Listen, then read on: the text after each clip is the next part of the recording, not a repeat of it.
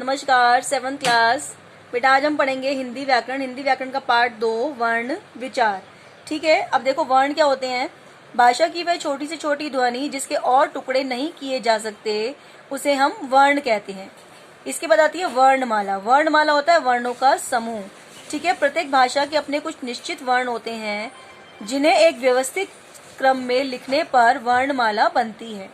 ठीक है, इसके बाद आते हैं हमारे वर्णों के भेद। वर्णों के दो भेद होते हैं, एक होता है स्वर और दूसरा होता है व्यंजन।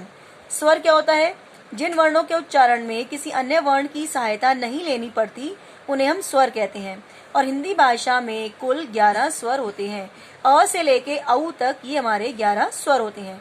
और स्वर भी 3 प्रकार के होते हैं, एक होता है ह्रस्व, दीर्घ और पलुत।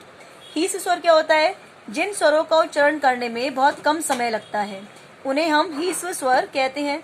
दीर्घ माने होता है बड़ा। जिन स्वरों का उच्चारण करने में ह्रस्व स्वरों से दुगना समय लगता है उन्हें हम बोलते हैं दीर्घ स्वर।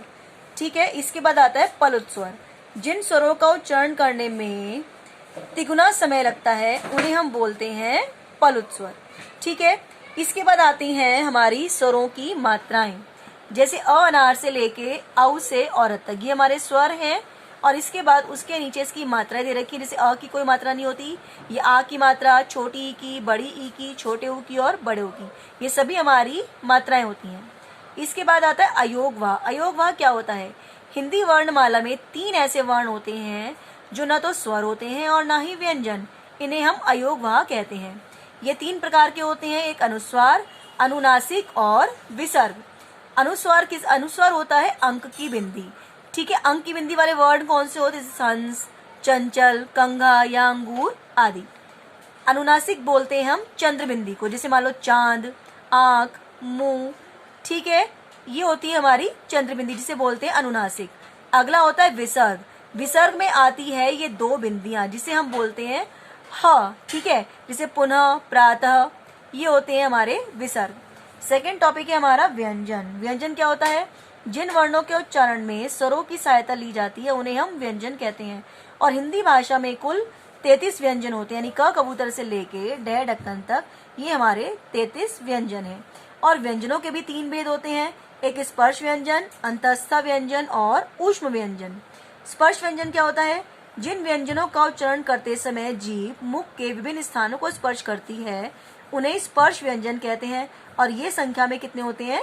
25 यानी 25 होते हैं। इसके बाद हमारा आता है अंतस्थ व्यंजन। अंतस्थ व्यंजन क्या होता है? जिन व्यंजनों का उच्चारण करते समय जीभ मुख के किसी भाग को पूरी तरह स्पर्श नहीं करती उन्हें अंतस्थ व्यंजन कहते हैं। और ये संख्या में 4 होते हैं, जैसे य, र, ल और व। लास्ट है हमारा ऊष्म व्यंजन। जिन व्यंजनों का उच्चारण करते समय वायु मुख में रगड़ खाने के कारण ऊष्मा उत्पन्न करती हैं उन्हें हम बोलते हैं ऊष्म व्यंजन। ये भी संख्या में 4 होते हैं, जैसे श, श, स और ह। ठीक है, अब इन सभी चीजों को पढ़ना और एक बार समझना। आज के लिए बस इतना ही। धन्यवाद।